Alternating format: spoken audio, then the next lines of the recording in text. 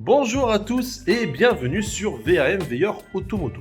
Aujourd'hui, on se retrouve dans une nouvelle vidéo pour que je vous présente un Renault Kangoo 3. C'est un Kangoo van, ça s'appelle comme ça maintenant, Renault Kangoo van, et c'est un moteur électrique, donc c'est le Renault Kangoo E-Tech 2025. Mais avant de passer à la vidéo, je t'invite comme toujours à liker, partager et t'abonner. Je te remercie.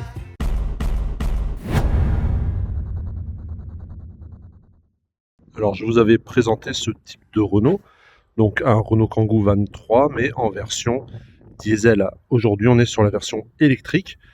Donc, vous allez voir que visuellement, au niveau des caractéristiques et tout, ils sont très proches. Par contre, celui-là, bien sûr, est équipé d'un moteur électrique, donc il est plus lourd. Il a la prise de recharge à l'avant, donc il se situe derrière le logo. Et puis, celui-là est quand même bien équipé par rapport au thermique. Après, vous voyez de l'extérieur, ça reste un Kangoo 3, donc dernière génération. Celui-là est de 2025. Il m'a été prêté neuf, 0 km. Il en a aujourd'hui 600. Ça fait une semaine, un peu moins, 4 jours que je le teste. Et malheureusement, 4 jours de mauvais temps. Donc je vous le présente comme ça aujourd'hui. Je ne peux pas faire autrement. You're giving me wind and rain. You're some kind of butterfly.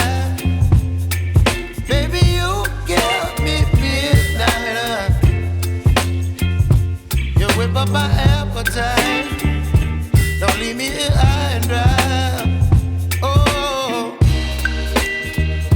well, I don't wanna jinx it, baby, and twist myself at the spine. Don't wanna overthink it, baby. It's just twist.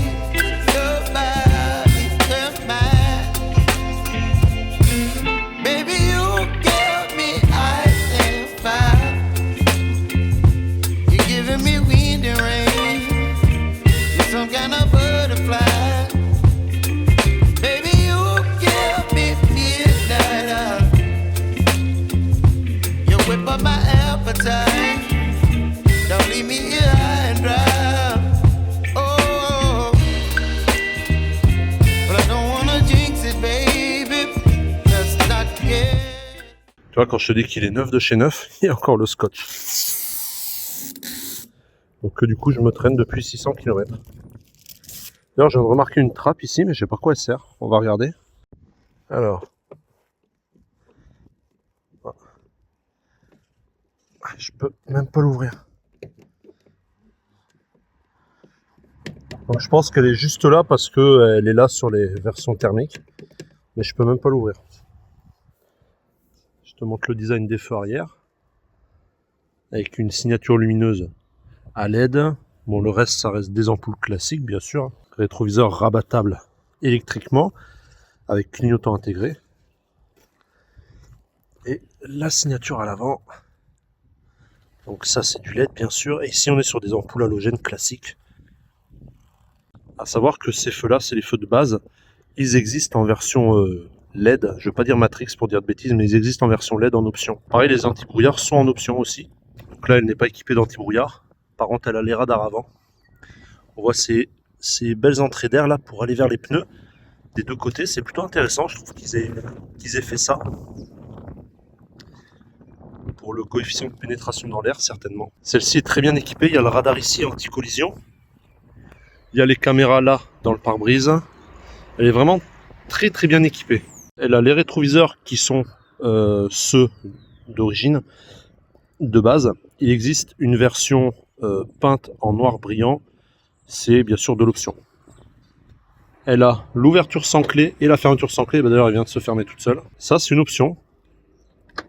Alors, contrairement par exemple à BMW ou à Jaguar, où oui, c'est parce que BMW et Jaguar, c'est ce que j'ai. On peut juste passer la main pour ouvrir la portière. Attends, je vais la reverrouiller. Ici, sur ce véhicule, si tu passes juste ta main et que tu tires, ça l'ouvre pas. Tu es obligé d'appuyer, puis ouvrir. Ça peut pas marcher juste en tirant sur la poignée. Ça, c'est dommage. Je vous laisse découvrir l'intérieur avec la musique d'accueil que vous avez peut-être entendue à l'instant. On va venir un peu plus en détail sur l'intérieur après. Je vous finis avec Je finis avec l'extérieur. On a la grande porte coulissante. Ah, il faut aussi. Ah oui, désolé pour le gros mot, mais en fait, la porte est ouverte là. Si je veux déverrouiller ici en appuyant là, je dois fermer, appuyer ici, ça va verrouiller toute la voiture, et rappuyer pour déverrouiller que l'arrière. Je pense que ça se règle dans les paramètres, je ne suis pas sûr.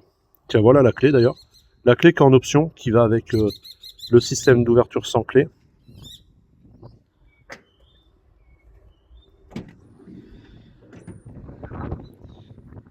Donc là, c'est pas un intérieur d'origine. Ça a été équipé par une entreprise qui est spécialisée dans ça.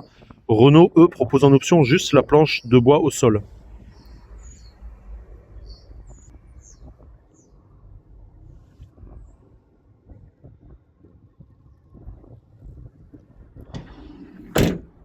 Là, on va en profiter. Cette cloison là, qui sépare l'arrière de la cabine, c'est du plastique, entièrement du plastique.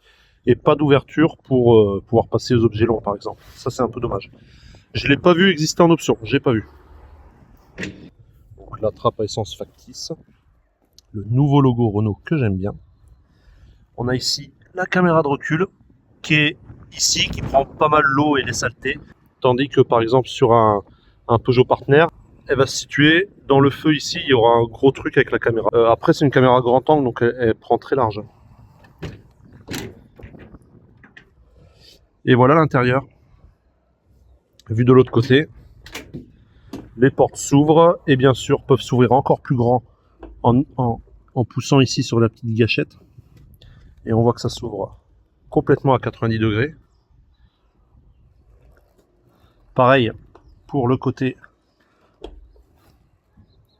je vais dire conducteur, mais l'autre côté. Tu vois, ça s'ouvre aussi pleinement à 90 degrés. Alors oui, avec le vent, forcément, ça revient.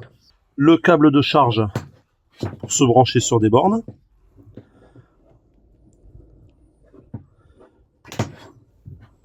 Voilà. Et on a le câble pour se brancher sur des prises domestiques ou renforcées éventuellement. On voit que le véhicule, il a ces caractéristiques-là. 1705 kg avec l'aménagement et 455 kg de charge utile restante. Parce que forcément, il compte le poids du bois. Donc cette entreprise, qui ne sponsorise pas la vidéo, a repesé les voitures après avoir installé les kits de bois. Donc bien sûr, pas de pot d'échappement, hein, on est d'accord.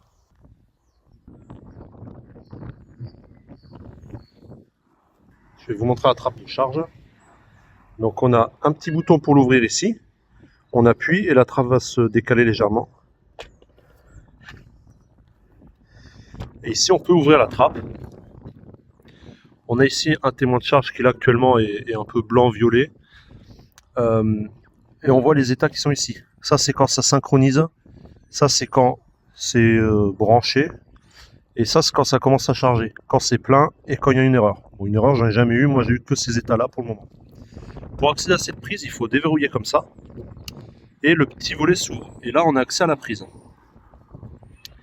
Là ici il y a une prise secondaire. En fait soit on trouve des chargeurs avec que cette empreinte, soit on trouve des chargeurs avec double empreinte.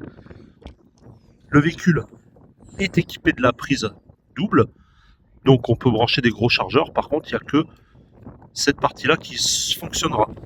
Donc vous ne bénéficierez pas de ça parce que tu vois là les contacts sont en plastique, il n'y a pas de contact en métal. Donc tellement devant, je suis désolé. C'est pas le bon jour, mais je peux pas faire autrement. Je vais vous parler de ça à l'intérieur. Wow, aujourd'hui c'est horrible. C'est la tempête, il fait froid, il pleut, il vente. Et on est fin mars, hein, fin mars 2025. Il fait un temps horrible, un temps de cochon. Et malheureusement, il n'y a qu'aujourd'hui où je peux filmer l'extérieur. Et l'intérieur, j'ai fait les prises de vue embarquées hier. Il pleuvait déjà. Et là, il est 18h. C'est horrible, mais je peux pas faire autrement. Donc désolé, j'espère que le rendu quand même sera pas mal au montage. On va voir. Excusez-moi, je viens de me rendre compte au montage que le son était catastrophique à ce moment-là. Vraiment désolé. Donc ce que je disais, c'est qu'en fait, ce véhicule est équipé des deux prises. Donc la partie haute, c'est ce qu'on appelle une type 2. Et la partie basse, c'est du CC. On appelle ça des prises combo ou combox, des fois ils disent. Donc c'est bien que la voiture elle ait les deux. Ça veut dire qu'on peut brancher des grosses prises, c'est-à-dire qu'on n'est pas limité par un type de prise précis. Par contre, on va être limité par une vitesse de charge. Parce qu'on voit que physiquement, la voiture est équipée du connecteur. Par contre, elle n'a pas l'option. Donc, c'est-à-dire qu'elle est équipée physiquement, mais les broches à l'intérieur sont en plastique. Donc, on peut brancher un gros chargeur, mais il chargera que à, je crois que c'est 45 ou 50 kg, la vitesse maximale de la voiture. Il aurait fallu l'option pour qu'on puisse charger beaucoup plus vite. Donc, ce qui, là, avec ce véhicule-là, n'est pas le cas. Moi, mon conseil, si vous devez acheter un véhicule électrique comme ça, prenez avec la prise combo pour avoir le temps de charge rapide. Une prise combo, tu charges très rapidement. Par contre, attention, sur des bornes publiques, ça a un coût de charger plus vite que sur des bornes où tu charges plus lentement. Allez, je vous remets tout de suite la suite de la vidéo. Bon visionnage. La trappe qu'on vient de voir, on peut aussi l'ouvrir avec ce bouton ici. Là, on a des boutons de contrôle. Ici, c'est pour baisser ou augmenter la luminosité des instruments de bord. Ça, c'est pour régler les feux. Ça, c'est pour activer le mode peut-être sol mouvant. Mais je t'avoue que je sais pas comment il marche. Chaque fois que j'essaye d'appuyer, ça donnait rien. Et ça, c'est pour changer les pré-réglages. Je sais pas si ça a marché. Non, faut que je la démarre. Donc, on va la démarrer. Je vais vous montrer comment ça fait. Allez, démarrons ce véhicule. On voit que là, je suis à 100% avec 222 km d'autonomie. Dans les faits, on en fait un petit peu moins, hein, bien sûr. Donc, pied sur le frein, comme d'hab, on va dire comme toute boîte auto, presque. Hein, et on appuie sur Start. Tu vas voir, le seul bruit qu'on a, c'est l'écran qui nous l'indique. Hop. Et là, le moteur est démarré, il y a écrit Ready. Donc, c'est écrit Ready, c'est qu'on peut démarrer. Donc là, on peut dire que la voiture est en stand-by. Donc, j'ai ici le bouton Start Engine. C'est une boîte automatique. Bon, tu comprends qu'il n'y a pas de vitesse. Hein, mais en tout cas, sur le site de Renault, ils appellent ça une boîte automatique. Donc, on a une pédale de frein et une pédale d'accélérateur. Donc, je freine et j'appuie sur mon Start Engine. Tu vas voir que juste, il y aura écrit Ready ici, donc en anglais prêt, et la voiture va faire un petit bruit, un petit bip bip. Voilà. Donc là, le moteur est démarré. Et si je veux, je me mets en drive. Donc, j'ai une gâchette ici à appuyer pour déverrouiller le P et le R. Par exemple, si je remonte sans appuyer ici, je vais me mettre en neutre. Et là, je ne peux pas aller plus loin. Si je veux aller sur R, je dois appuyer la gâchette, repousser un coup. Là, je suis en marche arrière. Et on voit que j'ai la caméra qui s'active et tous les radars. Et là, je peux en effet reculer. On voit que je recule sans un bruit. Et si je veux aller en P, bah pareil, je ne peux pas bouger.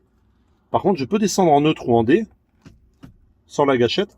Par contre, de R, je ne peux pas monter à P. Donc, je dois rappuyer et pousser P.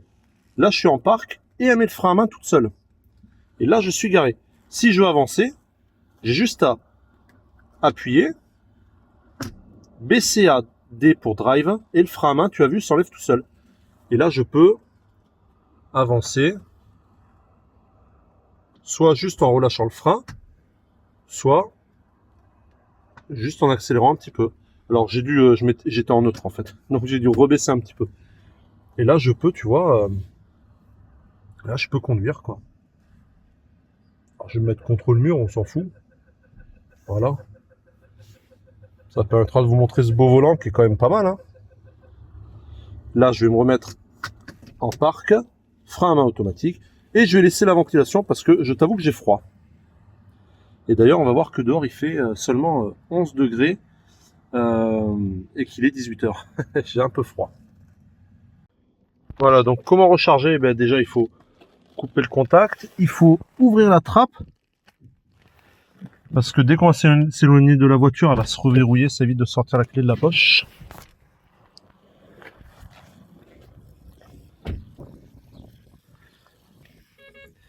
Hop.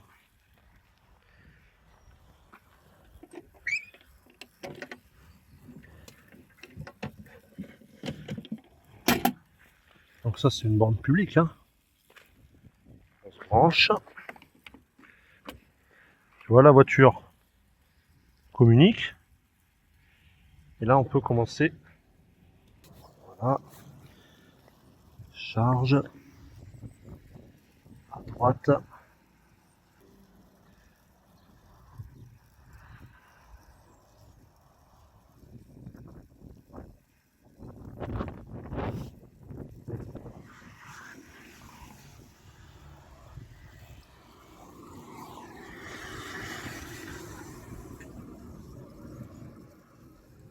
Bleu, c'est que ça charge. C'est que ça charge. Et là, si on vérifie. Voilà, c'est en train de charger. Il me dit 1 heure pour faire de 78% à 100%. À savoir que c'est toujours les derniers pourcentages les plus longs, à peu près vers 90%. Donc voilà, là, bah, ça charge tranquille. J'ai récupéré dans 1 heure. Ne restez pas longtemps sur les bornes. Surtout si la voiture finit de recharger, parce que vous pouvez payer des suppléments. Allez, nous voilà prêts à partir. Donc je m'étais arrêté dans un petit village pour mettre en place la caméra. Alors, on va se mettre en marche arrière.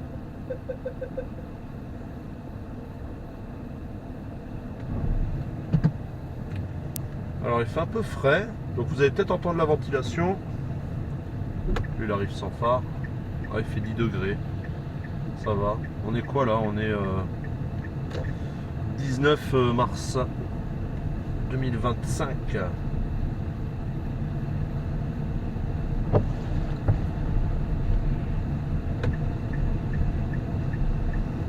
Je vais baisser la ventilation, elle se met. J'aime pas trop la ventilation en mode autonomique là sur ce Kangoo, en mode autonomique. Ça veut rien dire, en mode automatique. Je viens de me réveiller, hein. Enfin je viens de me réveiller il y a 1h30. Bref, en mode auto, la clim je la comprends pas trop, la vitesse augmente et diminue un peu toute seule, on sait pas trop pourquoi. Mais bon, c'est comme ça. C'est vrai que ça c'est peut-être un point que j'aime pas trop. Alors ce que j'aime bien par contre c'est la réaction à la pédale d'accélérateur. C'est vrai que j'allais dire ça part de suite, ça part bien quand même. On sent bien qu'il y a plus de chevaux, hein. Moi avec ces véhicules là, que ce soit Kangoo ou Partner, je suis habitué plutôt à avoir des motorisations 75 chevaux diesel. Là on a 120 chevaux électriques certes, mais 120 chevaux quoi. Donc tu appuies, tu le sens, ça passe à part immédiatement. C'est pas une Tesla, mais ça a du répondant quoi. Et c'est bien parce que par exemple sur l'autoroute, vous allez le voir tout à l'heure quand on va rentrer sur l'autoroute, ben, tu rentres, si tu as une voiture qui est un peu lente devant toi, ben, tu peux rentrer un peu plus vite et te mettre plus rapidement à 130 dans les voies, et ça c'est pas mal quoi. Alors j'ai désactivé par exemple toutes les aides là, sinon vous entendez là, ben, ça fait ça tout le temps, et c'est assez casse-pied. Donc là il y a un petit bouton à gauche, j'appuie dessus et il dit rappuyer pour My Safety perso. Tu rappuies et tu passes en mode perso. Donc les réglages perso, c'est les réglages qu'on peut définir dans l'écran là.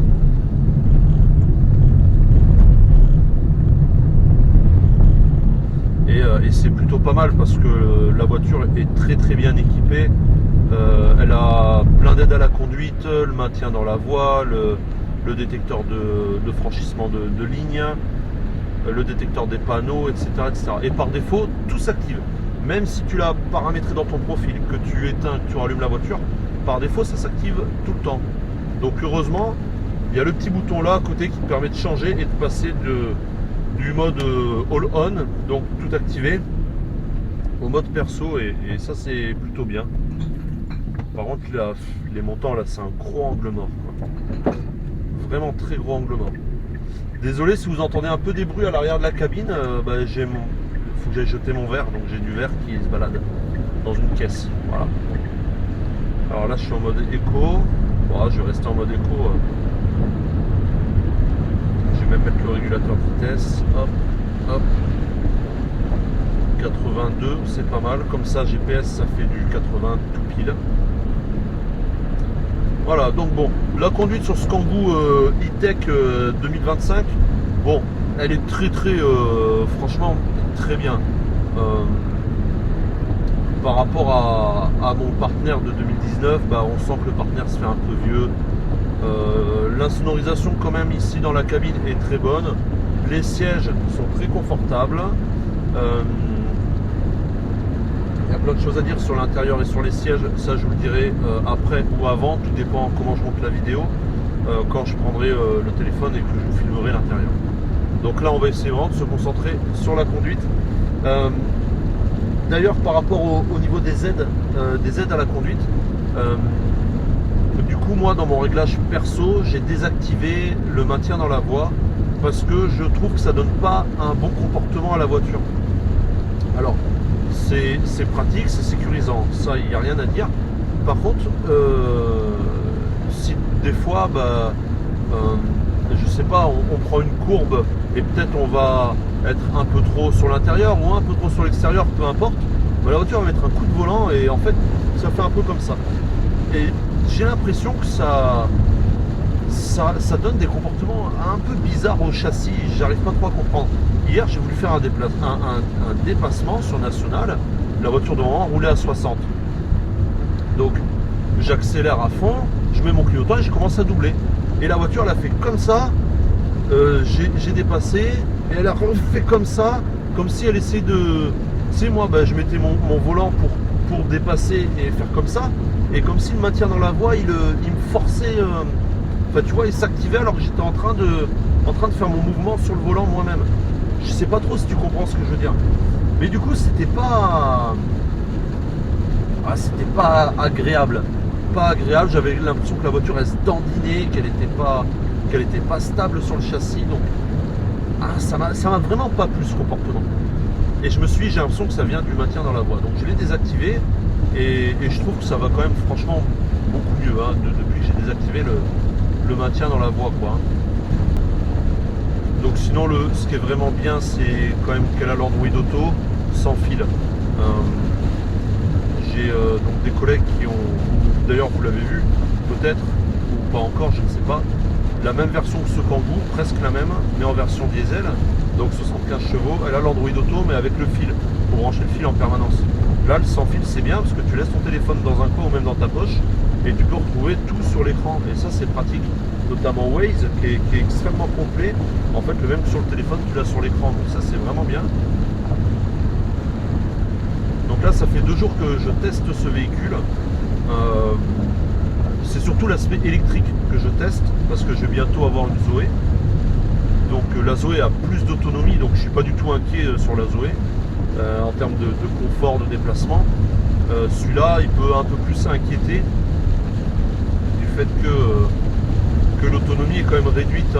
Là il m'affiche 211 km d'autonomie. La réalité on est plutôt dans les 150, 160 km. Ce qui fait tomber l'autonomie, c'est l'autoroute. Quand on est sur National ou en ville, franchement, c'est là tout l'intérêt de l'électrique. C'est très confortable et l'autonomie est suffisante et elle ne descend pas en flèche. Donc ça, c'est le point positif. Le négatif, c'est clairement l'autoroute. On voit que c'est pas son terrain de jeu, quoi.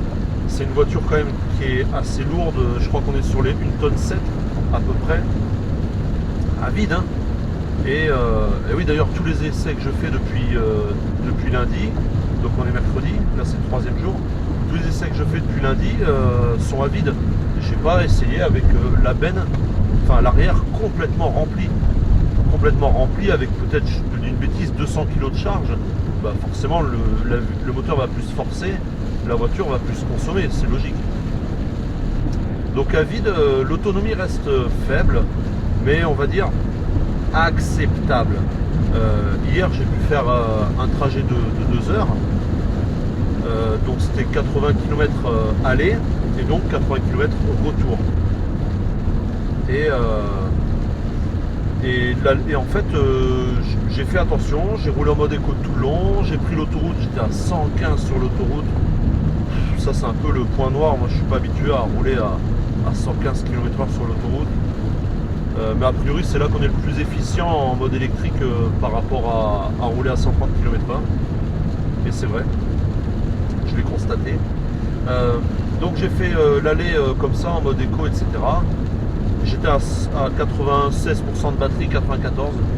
Et je suis arrivé là-bas, il me restait 55% de batterie.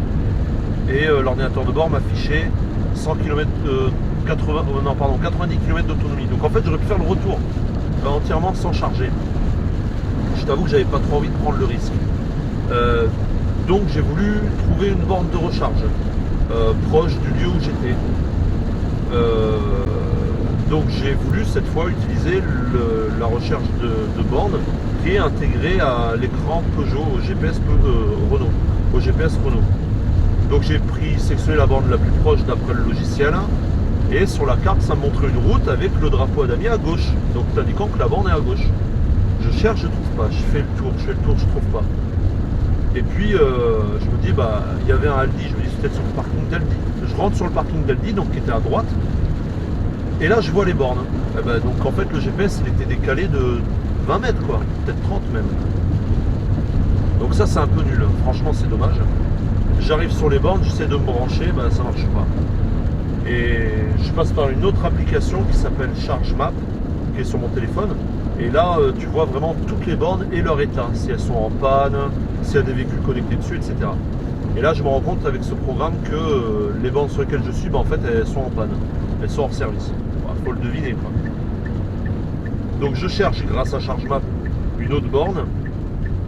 Et là, je vois qu'il y a des bornes de recharge rapide au McDo. Donc je vais un peu plus loin au McDo. Je branche la voiture et puis je vais faire un petit tour, une petite course rapide à Intermarché qui est à côté, qui était à 5 minutes à pied. Je reviens, j'en profite pour regarder mes mails, enfin m'occuper, et puis voilà, et hop. Many hours later. Allez, on reprend après cette petite chute malencontreuse que vous pourrez retrouver dans le bêtisier en fin de vidéo, comme d'habitude. Je pense que c'est parce que j'ai le chaud qui souffle sur le pare-brise pour la buée, et du coup ça a décroché la ventouse. Bref, donc bon, on va repartir. Et du coup, voilà, je fais tout mon histoire au McDo pendant que la voiture recharge. Et en fait, en 30 minutes, je suis passé de 55% de batterie, on avait dit, à 78, je crois. Donc, assez rapide, franchement, assez rapide. Et ça chargeait à 30 kg, je crois. Donc, du coup, je suis reparti tranquillement. Et cette fois, je me suis dit, bah, je vais rouler comme si je roulais avec un diesel. Donc, j'ai enlevé le mode éco. J'ai enlevé le mode. Non, pardon, je te dis. Si, j'ai enlevé le mode éco. Et puis, toutes les nationales, toutes les doubles voies à Perpignan qui sont à 110, que moi j'avais pris à 90 à l'aller, bah là je les ai prises à 110. Sur l'autoroute, je me suis mis à 130 au régulateur, etc. J'ai roulé vraiment normalement. Et ben, je suis arrivé, j'ai fait mon trajet retour de 1 heure sans aucune difficulté. Et je suis arrivé, il me restait 40% de batterie. Je crois que c'était ça. Donc du coup, j'ai pu me brancher, recharger à nouveau, et puis voilà quoi. Donc bon, franchement ça se fait, c'est gérable quoi. Le seul point que je vais déplorer jusqu'à maintenant, sur mes 3 jours d'utilisation de l'électrique, c'est que il y a beaucoup de bornes en panne, il n'y a pas des bornes partout, et ça c'est dommage. Par exemple à Narbonne, pour ceux qui connaissent un peu Narbonne, on va dire que tout ce qui est Croix Sud, donc la zone, on va dire sud de Narbonne, est très très bien équipée en borne, il y en a énormément, peut-être parce qu'il y a beaucoup d'hôtels. Et à contrario, tout le centre-ville et tout le nord, donc là où il y a Carrefour et compagnie, tout ça c'est très mal équipé. Et j'ai voulu un petit peu poursuivre mon expérience électrique jusqu'au bout. J'étais avec ma copine. Et on se dit, on va boire un verre au centre-ville. Et elle me dit, ouais, mais elle me dit, il faut que tu trouves une place où tu peux charger. Je dis non, j'ai assez d'autonomie pour tenir jusqu'à demain. Et je brancherai demain matin au travail, quoi. Et elle me dit, bah non, elle me dit, c'est con, joue le jeu complètement, essaye de te trouver une borne de recharge au centre-ville. Je cherche, je trouve pas. La seule borne qu'on trouve, c'est dans un parking souterrain Indigo. Donc en fait, pour recharger, tu es obligé de payer l'entrée du parking. Alors que moi, je pouvais me garer au parking gratuit. Donc j'avais pas d'intérêt à faire ça. Donc bon, on a fait notre tour au centre-ville, on a bu notre verre et sans pouvoir recharger la voiture parce qu'en fait, il n'y avait pas d'autres bornes. Euh, Ensuite, on décide d'aller faire quelques courses. Donc on va au Carrefour, on se dit, tout ça sans utiliser les applis, on voulait pas. On se dit au Carrefour, il est immense le Carrefour, ils ont rempli les parkings de panneaux solaires, donc il y aura forcément des bornes de recharge électrique. Et ben que nenni, il n'y en avait aucune borne de recharge électrique. Donc du coup on n'a pas pu recharger à Carrefour. Et là on se dit bon bah ok, on va utiliser l'appli pour voir. Donc je regarde sur l'appli et l'appli m'indique qu'il y a des bornes de recharge au Burger King qui est en face du Carrefour. Donc on se dit super, on se gare là, on marche un petit peu jusqu'au Carrefour faire nos courses et basta. Arrivé au Burger King, les bornes étaient hors service. Super. Il y avait d'autres bornes, mais elles étaient de l'autre côté de la route. Il aurait fallu marcher 10 minutes, traverser une 2 fois 2 voies pour aller au magasin, sans déconner. Non, donc là c'est pas viable. Donc du coup on a laissé tomber. Et ma copine me dit, on peut aller au Inter, je suis sûr qu'il y a des bornes électriques, je les ai vues. Ok, on va au Intermarché. Il y avait bien des bornes électriques. Il y avait bien le schéma au sol, voiture électrique only. Et on arrive, les bornes, c'était des bornes peut-être des années 30, je sais pas, les premières bornes électriques. Et du coup, ça servait à rien de se mettre dessus, il y avait un sac poubelle, elles étaient scotchées, il y avait écrit hors service. Et bref, donc très déçu de cette expérience quand même, parce que c'est dommage que des énormes entreprises comme des gros centres commerciaux comme ça, ils ne jouent pas le jeu à mettre des bornes de recharge. Surtout qu'ils ont de l'espace, ils ont du volume pour le faire. Alors je sais que c'est très coûteux, mais en tout cas les gens commencent à le faire. J'ai vu que McDo, il y en a quasiment sur tout leur parking, ça c'est un gros plus. J'ai vu que KFC le font aussi, j'ai vu ça à Perpignan. Enfin bon, il y en a un petit peu partout, mais pas suffisamment à mon goût. Et ça c'est vraiment le point noir, la bête noire pour moi, et c'est ce qui peut gâcher ou diminuer l'expérience de l'électrique. Parce qu'après, hormis ça, le fait que le moteur fasse du bruit ou fasse pas de bruit, je veux dire, sur un Kangoo, qu'est-ce qu'on s'en branle quoi, franchement. C'est sûr que j'achèterais une grosse voiture de sport, je voudrais qu'elle fasse du bruit et qu'elle sente l'odeur de l'essence. Ouais, ça me ferait caguer qu'elle ait un moteur électrique quoi. Ouais, parce que j'aurais pas cette expérience là.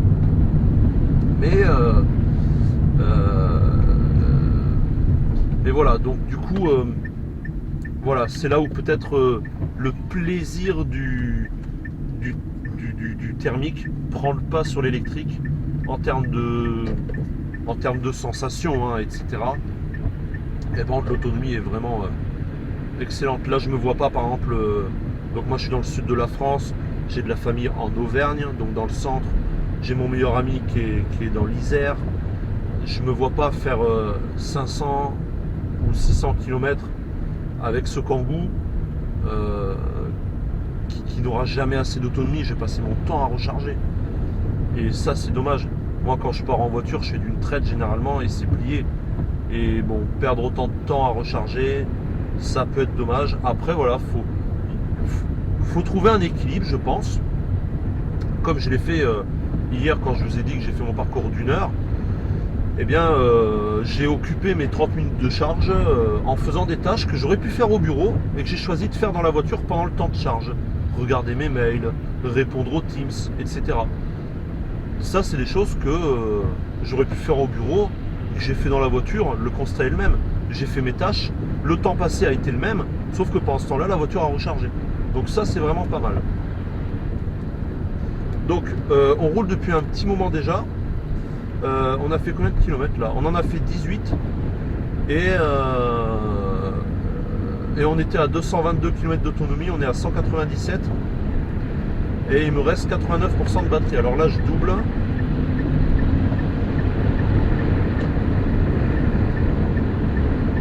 C'est bien parce que franchement les chevaux sont là et on met pas 1h30 à doubler quoi. T'appuies, boum, tu pars et basta. Et ça franchement c'est super. Alors faut savoir que le Kangoo électrique, en tout cas celui-là, je ne sais pas si c'est tous les Kangoo électriques, je ne sais pas si c'est peut-être un bridage imposé par l'entreprise, pas par Renault, par l'entreprise qui m'a fourni ce véhicule. Je ne sais pas.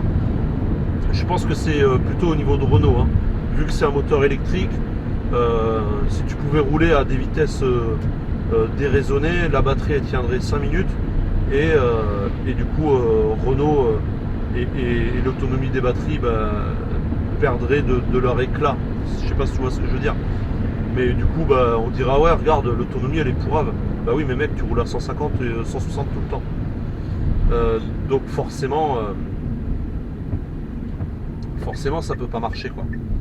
Donc du coup il faut savoir que ce véhicule est bridé à 135 km/h. Donc tu peux te mettre sur l'autoroute, mettre pied plancher et tu seras bloqué à 135.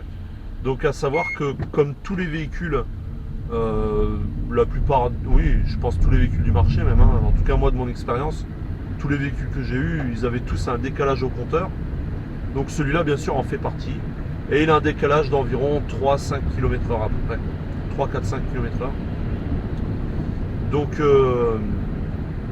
du coup, tu le vois par exemple quand tu mets Waze sur le GPS, eh bien si tu te mets à 135 compteur, tu es à 130 réel sur l'autoroute. Donc tu ne peux pas aller plus haut. Je trouve que c'est un peu dommage. Non pas que j'encourage à rouler vite, j'encourage pas à rouler vite. Mais c'est un petit peu dommage parce que des fois tu as besoin sur un court dépassement d'accélérer un peu plus. Peut-être, je ne sais pas, parce que tu as un écart de vitesse qui est très faible avec l'autre voiture, et pour pas le gêner, tu vas le dépasser un petit peu pour te mettre devant lui, des choses comme ça. Eh bien, avec ce bridage, tu te retrouves un petit peu coincé. Alors là, je mets pied plancher, 110, 115, 117, 119, 122, 124. Là, je suis en mode éco, 128, 130. Voilà, là, je suis à 130. Je vais diminuer parce que il pleut, donc on va rester à 110.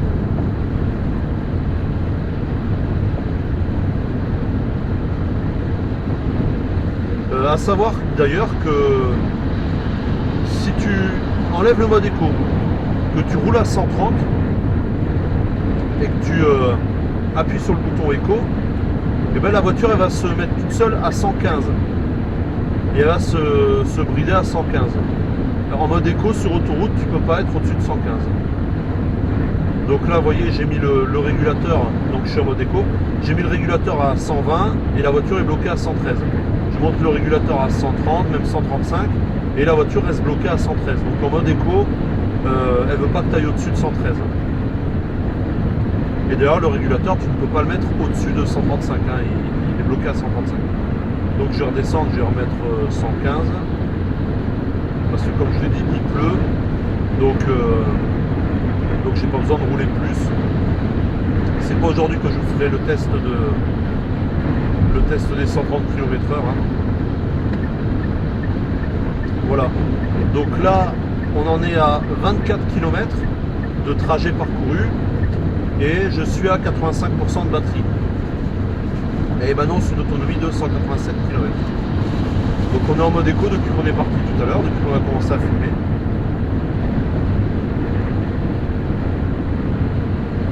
Donc après, mes impressions au niveau de la conduite, je dis, sont bonnes.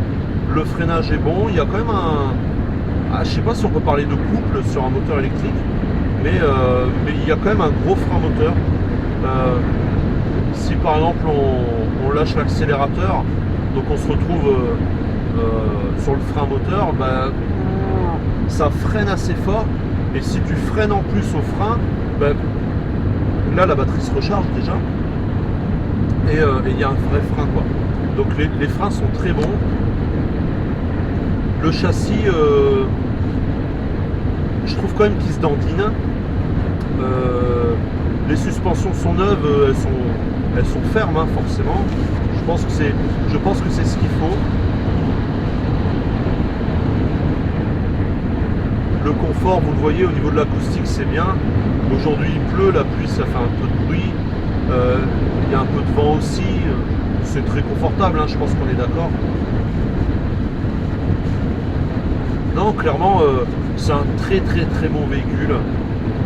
J'avoue que le prix, je ne sais pas combien il vaut. J'essaierai de faire des recherches et je vous le mettrai dans la vidéo. Mais avec l'équipement qu'il a là, c'est très confortable.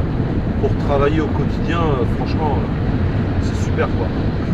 On va regretter l'absence d'ouverture derrière ce siège qui permettrait de mettre des objets longs jusque dans la cabine. Malheureusement, on ne peut pas. Est-ce que c'est disponible en option ou pas? Je ne sais pas. En tout cas, nous, jusqu'à maintenant, j'ai pas vu de Kangoo 2025 ou même le 2024 qui l'avait. Donc je ne sais pas. Ouais, voilà, je suis sur le site de Renault. Je viens de faire la personnalisation du véhicule. Donc on est sur un véhicule à coût total en cas d'acquisition 30 000 euros, c'est ça?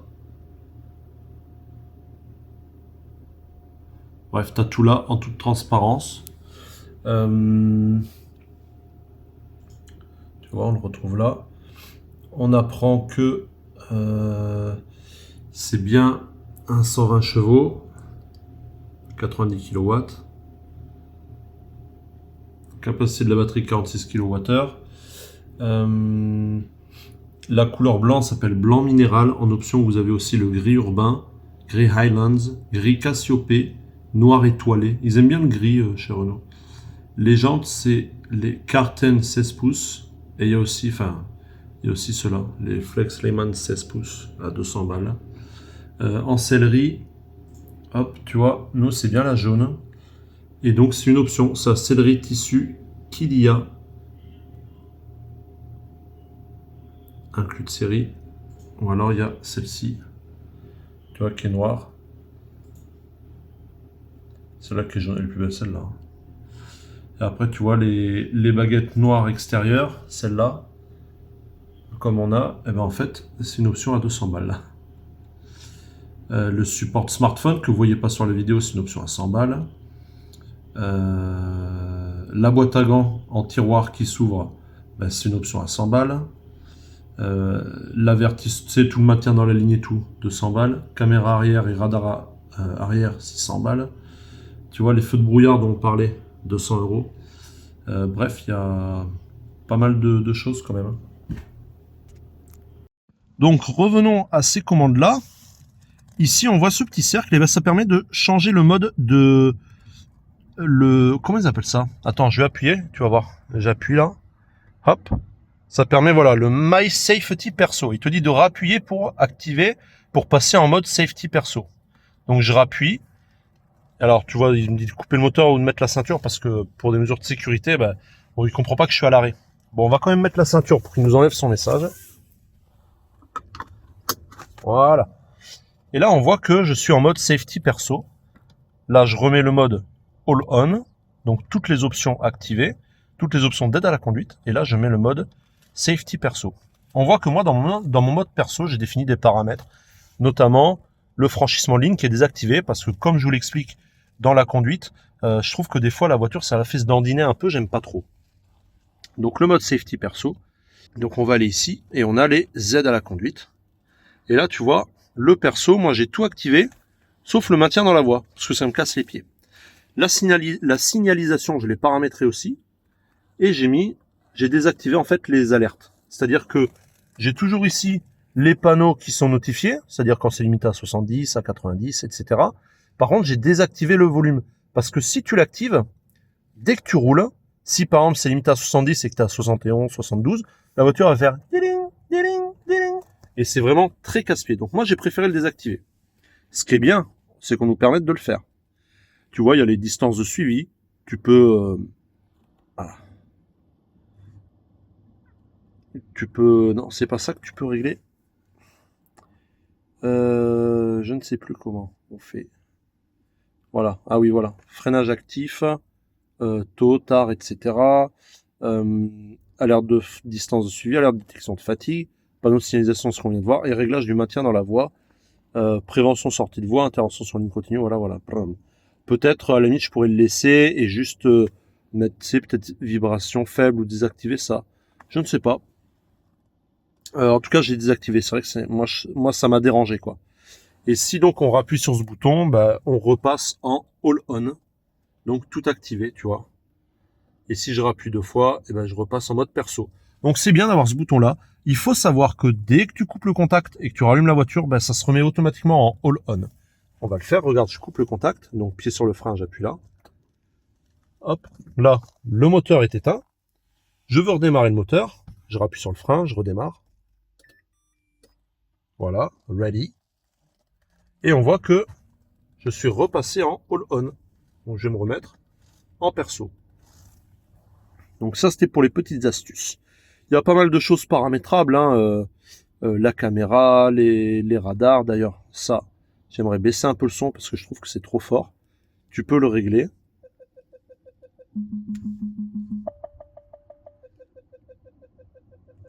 Je trouve que 1, ça suffit largement. Ça, c'est très bien. La caméra, on peut paramétrer quoi? Ah, la luminosité, les lignes. Ça, ça représente le gabarit de la voiture et la limite du pare-choc, on va dire. Et ça, c'est les lignes de quand. Je peux pas le désactiver. Ah, je peux plus rien désactiver. Ça, c'est les lignes de quand tu tournes le volant, mais je crois que là, le programme vient de planter en direct. Ah oui. Hop. Hop, voilà. Donc, tu vois, je tourne mon volant. Ça tourne les lignes. Bon, ça, les caméras font ça depuis les années 60. Hein. Bon, peut-être pas 60. Donc, elle est aussi équipée de l'Android Auto, du CarPlay et surtout sans fil. Et ça, c'est génial d'avoir un petit peu l'Android Auto sans fil. Sinon, on est obligé de brancher des fils. Elle a la clim automatique, que c'est une option, sinon elle est en manuel. Elle a aussi ici un rangement, ça elles l'ont toutes, avec 2 prises USB. Je pense que c'est un emplacement pour un allume-cigare. 2 prises USB, une petite moquette qui ne s'enlève pas. Et on a ici 2 emplacements pour mettre cette superbe option Renault. Ça, c'est une vraie option qui est au catalogue Renault. Et cet accessoire en plastique coûte 100 € en option. Et on peut le mettre soit ici, soit là-bas. Et bien sûr, tu peux après l'incliner comme tu veux. Tu vois, tu peux mettre comme ça, tu peux le tourner du coup pour pouvoir incliner ton support, soit comme ça, soit comme ça, et avoir ton téléphone ici, si tu le veux, à côté de l'écran, par exemple, tu vois. Donc tu peux faire ce que tu veux avec ce support téléphone. Est-ce qu'il rentre jusque là? Ah ouais, pas mal, tu peux le ranger là même. Et donc les 2 prises USB ici, c'est pas mal parce que en fait ils ont laissé un passage là, et donc tu peux faire sortir ton câble par ici ou par là et avoir directement ton câble qui sort à ton téléphone. Ça évite d'avoir un grand câble qui parcourt toute la voiture. D'ailleurs, on voit qu'il y a un allume-cigare ici. On a le porte-gobelet qui est là. Pas pratique du tout parce qu'il y a le siège. Et le deuxième porte-gobelet qui est là aussi. Comment on y accède, vu qu'il est sous la banquette? Je ne sais pas. On a ici un autre rangement qui est juste là, tu vois, qui te permet de poser par exemple un téléphone. Malheureusement, ce n'est pas... Tu vois, c'est juste une petite plaque. Et malheureusement, ça ne permet pas la recharge du téléphone sans fil. Ce n'est pas induction. C'est dommage, ça existe en option. Donc on a après, ici, un grand écran qui est un petit peu personnalisable, c'est-à-dire qu'on peut changer les options qui sont là, changer la vue qui est ici, avec les touches du volant. Celle-là va nous permettre de changer le fond principal, tu vois. On n'a que 3 choix. Celui-ci, celui-là ou celui-là. Moi, je roule le plus souvent avec lui. Et on a ici, ça nous permet de changer le petit menu de droite, tu vois. Donc ça, c'est le nombre total de kilomètres que j'ai fait. Ça, c'est ce que j'ai fait depuis ma dernière recharge. Je t'avoue qu'entre 2 recharges, j'ai pas remis à 0. Donc c'est faussé. Pour le remettre à 0, il faut appuyer longtemps sur OK. Tu vois, je le fais là. Hop. Voilà, le OK qui est ici. Et après, tu peux avec les flèches changer, voir ta consommation réelle, être en plein écran, voir la navigation. Alors, tu vois pas la carte, hein, c'est une flèche et ça t'indique la direction. Ici, tu as l'éco-moniteur. Alors, j'ai pas trop compris son fonctionnement, mais il faudrait l'étudier. Tu peux reset ta pression de pneu, ça on vient de le voir, et la consommation en temps réel. essuie-glace automatique avec en haut un balayage, au milieu le mode automatique et ici on peut régler la sensibilité de détection et après on a le mode manuel, une vitesse ou deux vitesses. Ici on retrouve le commodo avec les clignotants en automatique, en croisement ou en feu de route, anti-brouillard arrière. Alors je t'avoue qu'on l'active comme ça, voilà. Et tu vois le petit symbole qui s'active au tableau de bord. Les clignotants, bon, c'est des clignotants, quoi, rien de particulier. Après, on a la commande Renault pour la musique qui a un petit peu évolué comparé au vieux Renault. Cette commande, je crois que je te la présente dans la vidéo du Kangoo thermique. Donc, on va pas s'attarder dessus. Ici, bien sûr, pas de Neumann puisque on est sans clé. Les bouches d'aération, de ventilation. On a un grand espace de rangement ici qui est un petit peu profond. On a des petits haut-parleurs ici, pareil de l'autre côté, et des haut-parleurs. J'essaie de pas mettre un coup à la Jaguar. Et des haut-parleurs dans chaque porte, tu vois là, et pareil de l'autre côté là-bas. Vitre électrique, rétroviseur électrique, un rangement là, une boîte à gants qui ne tombe pas mais qui est sur rail, qui est un peu profonde mais pas trop grande quand même, elle est vite saturée. En haut on va retrouver les lumières, d'ailleurs que je peux allumer pour qu'on y voit un peu mieux. Un bouton SOS maintenant, c'est à la mode, il y en a partout. Ici on va pouvoir voir l'airbag s'il y a un passager. Un pare-soleil classique et ici un pare-soleil avec miroir de courtoisie. C'est une option chez Renault. Je vais me détacher. Les sièges qui sont fabriqués par l'entreprise de Michael. Si vous avez suivi mes vidéos, Michael, c'est celui qui a la Jaguar XE, donc qui au début était un abonné, qui regardait mes vidéos, on a présenté sa voiture, et puis c'est devenu un ami, même un très bon ami, et on se parle tous les jours, et c'est son entreprise qui fabrique ces sièges, donc il m'a apporté quelques informations sur ces sièges, donc c'est bien eux qui les ont fabriqués pour Renault. Ces sièges-là, ils ont, autre option Renault, regarde, tapis en caoutchouc avec une trappe ici, dans laquelle se trouvent des trésors, tu peux cacher éventuellement des choses illicites. Non, il y a le kit de crevaison et d'autres bricoles, tu vois.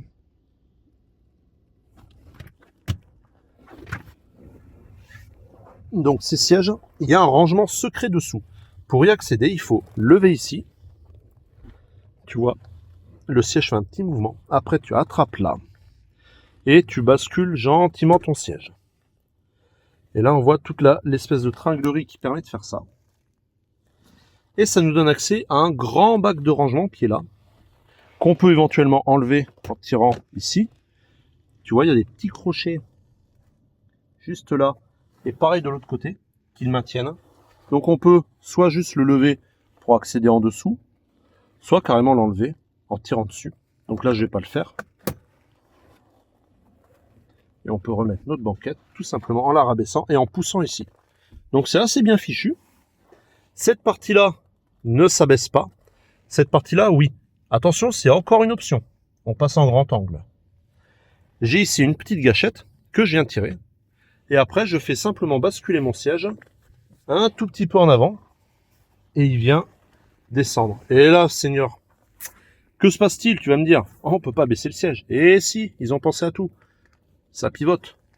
Attention, c'est pas un placement de produit, je suis pas du tout sponsorisé non plus par le fabricant de siège. Je présente juste les fonctionnalités de la voiture. Et là, on a un beau porte-gobelet qui est pratique, hein, il est pas mal. Une tablette, si vous vous rappelez sur mon partenaire, mon Peugeot, cette tablette ici, là, on est assis, on peut avancer un petit peu et la pivoter légèrement au-dessus de la jambe. Et bien cette tablette se détache via ce gros bouton et se tire vers le haut.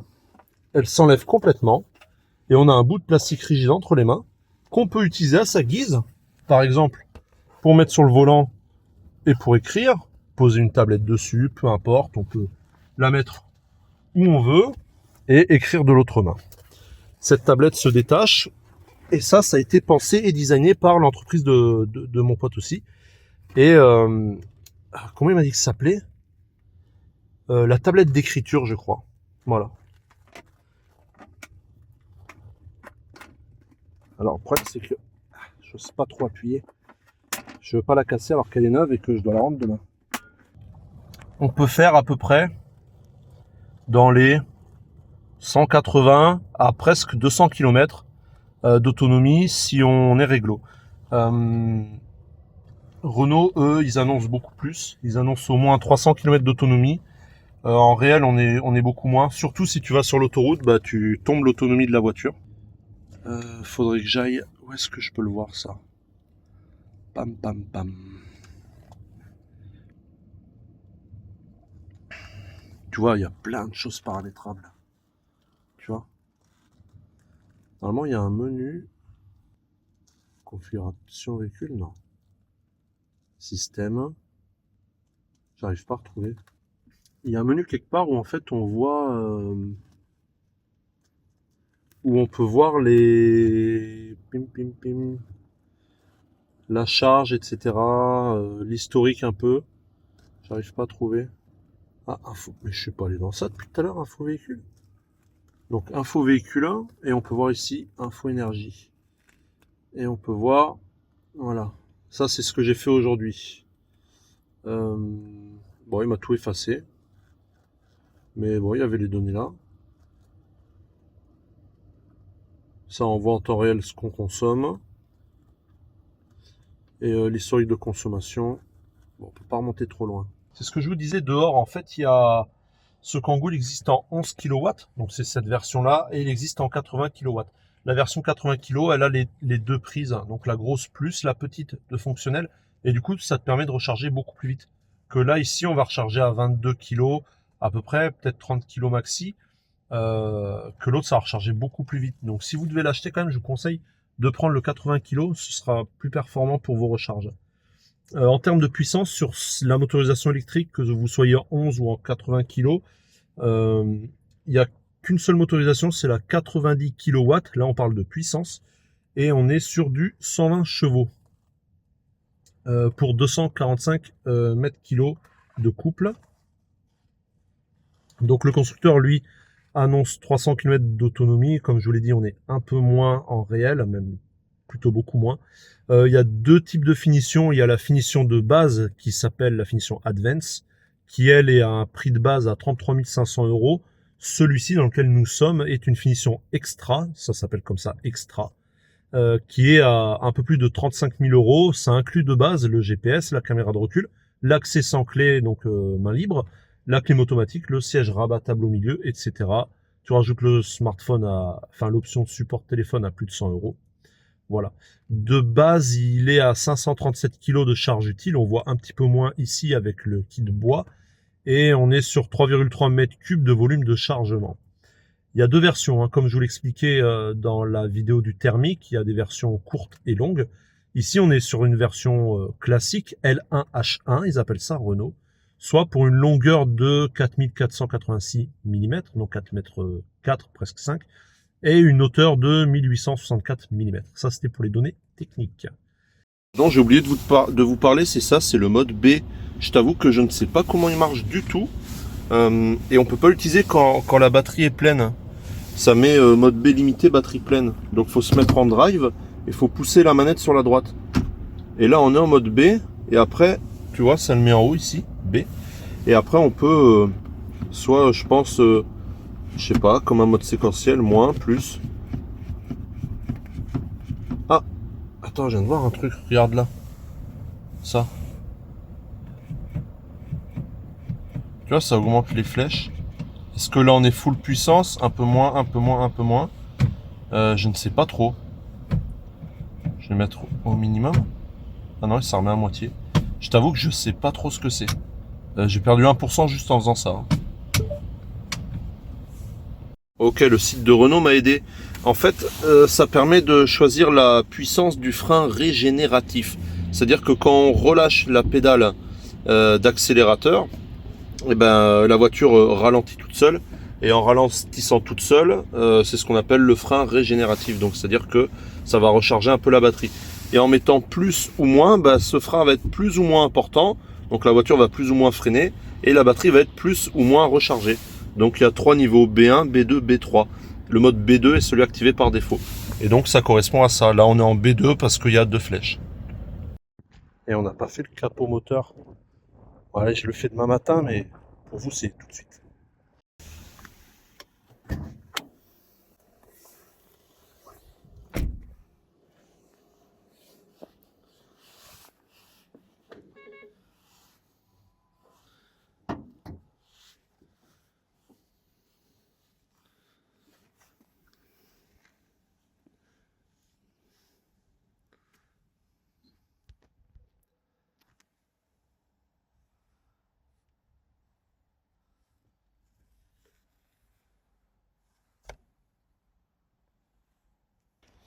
Faut le deviner que c'est là. Hein.